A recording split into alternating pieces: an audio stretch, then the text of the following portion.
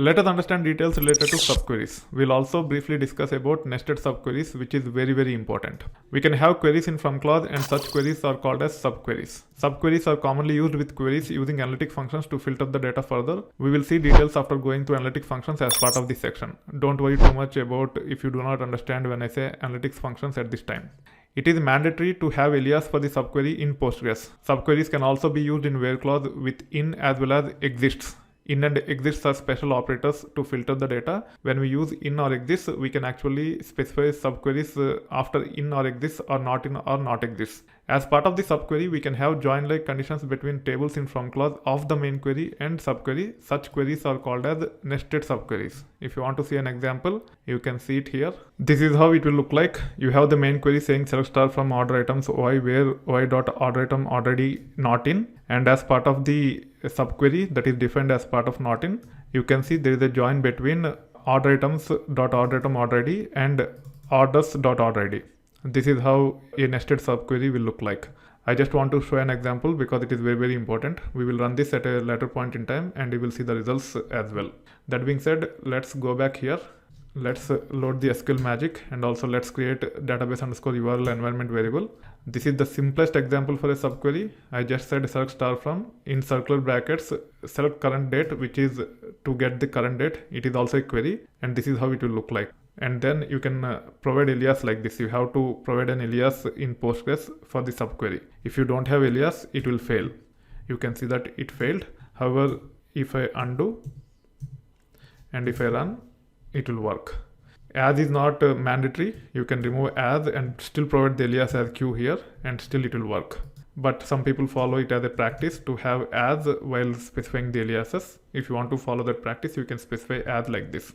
Let's see a realistic example for a subquery. We'll get into details related to this query after covering analytic functions. So this is how a subquery will look like.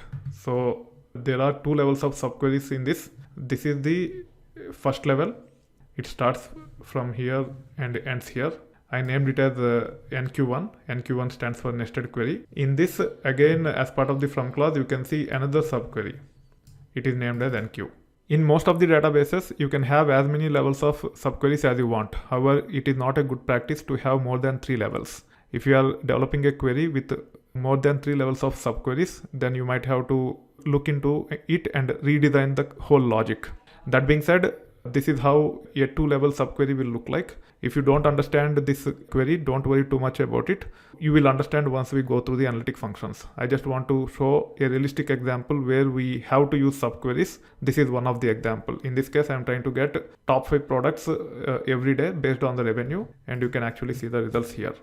So for 2013 July 25th, the top performing product ID is 1004 and the revenue is $5,599.72. Rank is 1. You can see 5 records for 2013 July 25th. Then you can see the records for 2013 July 26th.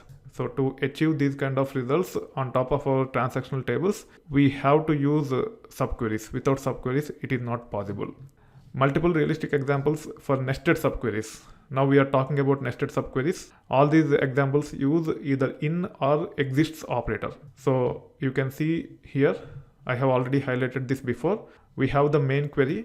This is the main query. In this, as part of not in, we are using subquery.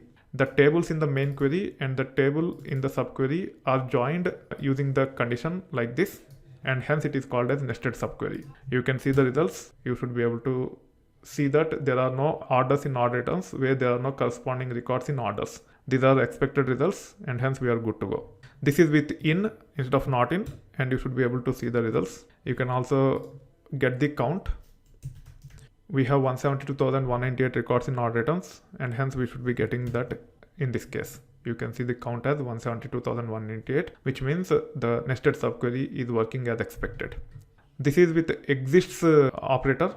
Instead of not in, I'm using not exists. This is how exists or not exists will look like. We don't need to specify any column here. We can use literals. This is also an example for nested subquery. Here also we are performing the condition similar to join between the table in the main query and the table in the subquery. This also will work as expected.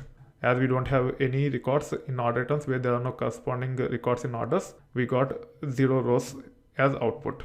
This will give us all the records that are there in odd returns as well as in orders. These are alternatives for join. We don't need to write queries like this. Just to demonstrate how the nested subqueries will look like, I am using this simple example. Based on your requirements, in some cases you might not be able to express the logic using joins. In those scenarios, you can use exists or not exists with subquery, or in or not in with subquery. Most of these can actually be taken care using joins also, and hence these days we typically don't use this approach, but earlier we used to use this approach quite often. There are some extreme examples where you have to use nested subqueries over joins.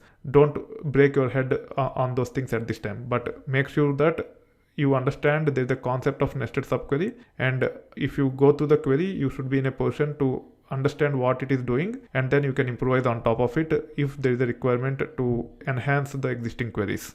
So this is about the subqueries as well as nested subqueries. Make sure you understand both. They are very, very important, and you should be in a position to write subqueries as well as nested subqueries based upon the requirements, especially as part of the data engineering projects or BI projects, or even in mobile or web applications where you have to get some reports developed.